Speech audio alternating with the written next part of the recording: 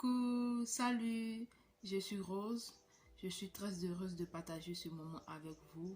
Ça va sûrement grâce à Dieu. J'espère que c'est le cas chez vous. Aujourd'hui, nous parlerons du péché, du premier péché selon la parole de Dieu.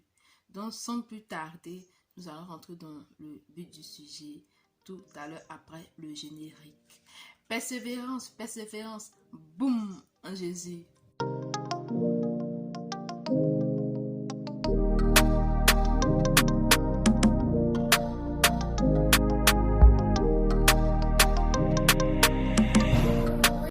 Ici, comme je disais tout à l'heure, on va parler du premier péché selon la parole de Dieu. Donc, on va prendre les versets de la Bible. Voilà. Parce que c'est l'héritage que le Seigneur nous a laissé. Donc, c'est sur ça, on se... Matthieu. Ici, je prends dans Matthieu... je prends dans Matthieu 22, verset 37. Voilà, donc je lis la parole de Dieu avec respect. Ici, qu'est-ce que le Seigneur nous dit? Jésus lui répondit, tu aimeras le Seigneur, ton Dieu, de tout ton cœur, de toute ton âme et de toute ta pensée. Voici ce que la parole de Dieu nous dit ici. Et nous voyons que quand tu viens dans l'église, vu la parole de Dieu qui est écrite là, quand tu viens dans l'église, on ne t'enseigne pas de mettre le Seigneur en premier. Quand tu mets le Seigneur en premier dans ta vie, voilà, ça te permet de faire plein de choses. Quand tu mets le Seigneur avant ta famille, quand tu mets le Seigneur avant ton travail, avant l'argent, avant ton boulot, ça te permet de faire plein de choses. Quand je dis ça te permet de faire plein de choses, ça t'ouvre vraiment les portes parce que le Seigneur en premier dans ta vie avant toutes ces choses éphémères. Et il y a un verset qui dit, bon, comme ça, cherchez premièrement le royaume des cieux et toutes choses vous seront données par-dessus tout. Voilà. Donc, par ce verset ici, on voit que en tant que chrétien, en tant que chrétienne, ce que nous devons faire, c'est de mettre le Seigneur en premier de notre vie. Voilà, c'est pour ça que j'ai donné le thème, le premier péché selon la parole de Dieu. Parce qu'il y a d'autres péchés, voilà. Mais le premier péché selon la parole de Dieu, c'est de mettre d'abord le Seigneur en premier dans notre vie. Parce que quand on ne mettait pas le Seigneur en premier dans notre vie, c'est déjà un grand péché. C'est déjà un grand péché. Lui qui est mort à la croix pour nous. Lui qui a sacrifié son fils parce qu'il nous aimait pour nous. Et quand nous ne mettons pas le Seigneur en premier dans notre vie, déjà, il y a plein de choses qui basculent. Si tu dois être à un niveau de ta vie où tu dois aller, tu es toujours en bas, tu ne comprends pas. Voilà. Donc, je vais prendre un deuxième verset encore. Des choses. Voilà. Donc, je vais prendre ici dans Jean 3, verset 16. Et cela nous parle, et nous allons comprendre. Voilà, donc Jean 3, verset 16. Je lis la parole de Dieu avec respect. Car Dieu a tant aimé le monde qui a donné son Fils unique, afin que quiconque croit en lui, ne périsse point, mais qu'il ait la vie éternelle. Voilà, donc ici, le Seigneur a tellement aimé le monde qu'il a donné son Fils unique. Et quand tu aimes tellement le Seigneur, quand tu le mets en premier dans ta vie, tout va à merveille. Tout va à merveille. Mais quelles que soient les difficultés, quelque chose qui se passe, le Seigneur est toujours avec toi. Et voici ce que la parole de Dieu nous dit ici. Mettre le Seigneur en premier dans sa vie. Car lui nous a tellement aimé qu'il a donné son Fils unique pour que nous soyons sauvés. Et voici le verset qui le dit. Et pour plus encore aller dans la parole, pour mieux comprendre, je vais prendre encore un autre verset. Un autre verset qui est dans 1 Corinthiens 3, verset 16. Voilà. Et 1 Corinthiens 3, verset 16. Je lis la parole de Dieu avec respect. Ne savez-vous pas que vous êtes le temple de Dieu et que l'Esprit de Dieu habite en vous? Voilà. Donc, ce verset ici nous dit que l'Esprit de Dieu habite en nous. Donc, en tant que chrétien, nous devons savoir que l'Esprit de Dieu habite en nous. Quand tu sais que l'Esprit de Dieu habite en toi, en tant que chrétien, qu'est-ce que tu dois faire? C'est de te mettre dans une position où tu sais que tu dois mettre le Seigneur en premier dans ta vie. Et quand tu mets le Seigneur en premier dans ta vie, ça te fait vraiment aller de l'avant. Parce que quelles que soient les difficultés, qu'est-ce que tu vas croiser en chemin, sur ta route, pendant ta marche chrétienne, tu restes toujours ferme parce que tu sais que le Seigneur est avec toi. Quelles que soient les épreuves, tu restes toujours ferme.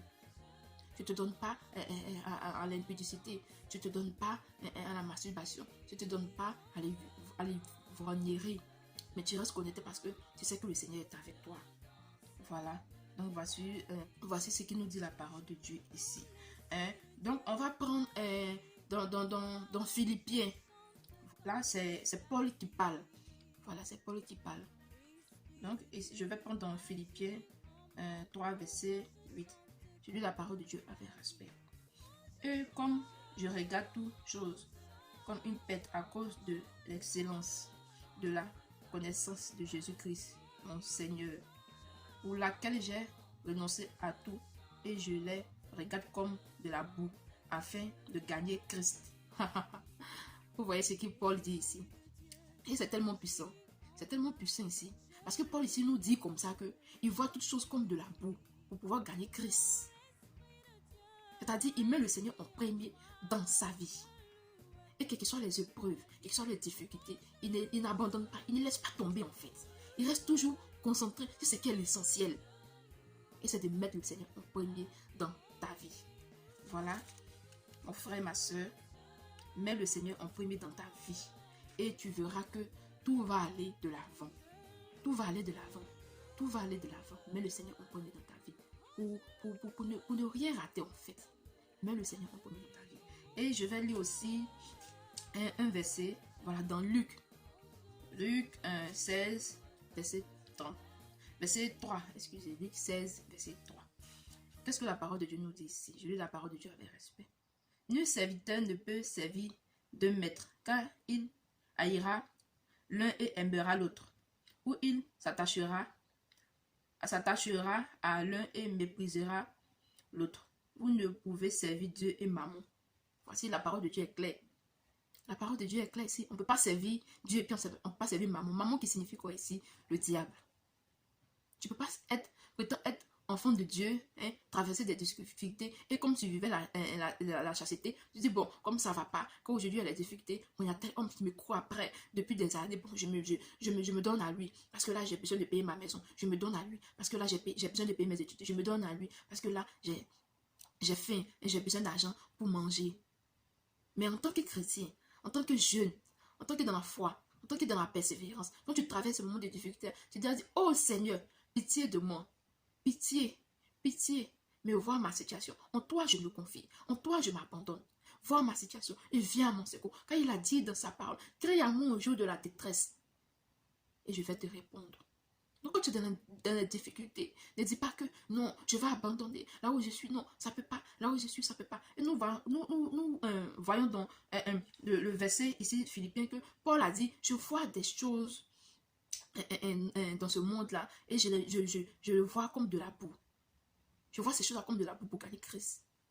Mais quand tu es déjà chrétien, quand tu es jeune, quand tu veux servir le Seigneur, qu'il y a des difficultés qui arrivent, tu dois dire en tant que chrétienne, non, si le Seigneur a permis que ces difficultés m'arrivent, c'est pour voir comment je peux avoir la force de sortir dans ces difficultés, de ne pas tomber dans le péché. Oh mon frère, ma soeur. Oh mon frère, ma soeur. Sur le Seigneur, nous pouvons compter. Donc, quel que soit ton problème, quelles que soient tes difficultés, confie-toi à Dieu. Mets-le en premier dans ta vie. Quand tu le mets en premier dans ta vie, tout va. Tout va. Donc, c'est vraiment un verset que j'ai voulu partager avec vous aujourd'hui. C'est cette exhortation que j'ai voulu apporter en tant qu'une sœur, voilà, en Christ, comme vous, jeune dans le Seigneur. Pour vous dire qu'on doit toujours mettre le Seigneur en premier dans notre vie. Parce que quand tu ne mets pas le Seigneur en premier dans ta vie, c'est là même que le premier péché selon la parole de Dieu. Oh! Donc c'était un peu ça. Voilà. N'oubliez pas de vous abonner, voilà, à ma chaîne Rose, disciple du Seigneur. Ok, que le Seigneur vous bénisse. Et quand vous vous abonnez, n'oubliez pas d'activer la cloche de notification. Voilà, pour ne pas rater, voilà, d'autres vidéos que je vais mettre sur la chaîne.